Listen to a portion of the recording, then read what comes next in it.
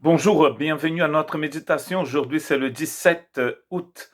Je voudrais lire dans Proverbes chapitre 15, verset 8, le sacrifice qu'offrent les méchants fait horreur à l'Éternel, tandis que la prière des hommes droits lui est agréable. L'important, c'est d'être droit pour que nos sacrifices, pour que notre louange, pour que notre vie soit acceptable au Seigneur. Nous avons vu cela hier, n'est-ce pas? Comment Dieu voulait avoir un cœur qui était brisé plutôt que la religion. La religion sans le cœur brisé ne sert à rien. L'important, c'est donc d'avoir ce cœur brisé.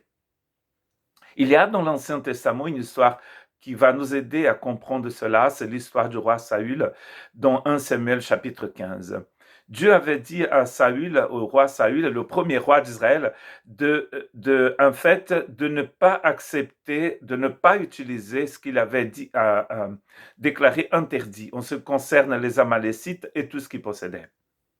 Dans ce conflit, dans cette guerre contre les Amalécites, ils ont récupéré des brebis, ils ont récupéré des animaux qui n'étaient pas considérés comme purs par le Seigneur, et ils vont donc avec l'excuse de les utiliser pour offrir au Seigneur.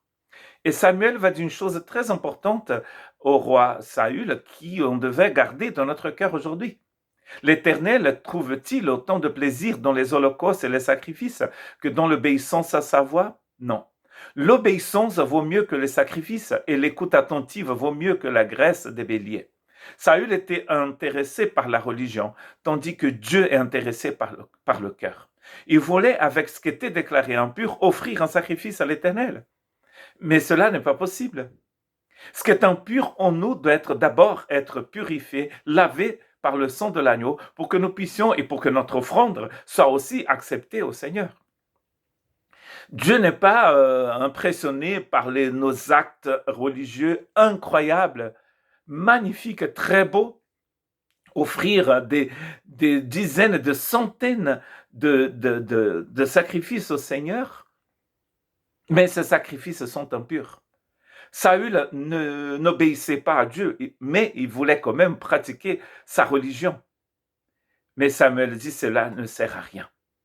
Quelle espérance, et bien sûr nous avons lu ça dans 1 Samuel 15, 22. Quelle espérance reste-t-il à l'empie quand Dieu coupe, quand il arrache le fil de sa vie? L'âme de l'homme purifiée par le Seigneur, la valeur que Dieu donne à cette âme, à cette personne intérieure. Paul appelle cela l'homme intérieur. Quelle espérance nous reste-t-il quand cela n'est pas vivant? Nous avons besoin d'avoir la vie éternelle en nous pour que notre offrande soit vraiment bien reçue par le Seigneur. Il ne s'intéresse pas du tout à nos actes religieux qui ne sont pas remplis de l'esprit du Seigneur. C'est cet esprit en nous qui est acceptable. Ce n'est pas nos actions.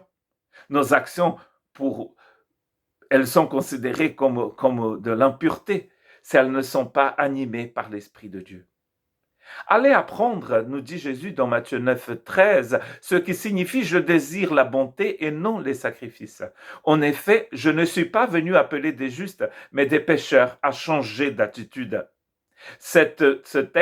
Dans ce texte de Matthieu, chapitre 9, verset 13, Jésus est en train de citer un texte du prophète Osée. Et comme je dis souvent, dans notre église, il faut vraiment oser. En effet, je prends plaisir à la bonté et non au sacrifice, à la connaissance de Dieu plus qu'aux holocaustes. La connaissance de Dieu, c'est la clé. Cette relation que nous avons avec le Seigneur, ça, c'est beaucoup plus important que n'importe quel sacrifice. Si mon cœur n'est pas droit, Jésus est venu pour qu'il soit droit.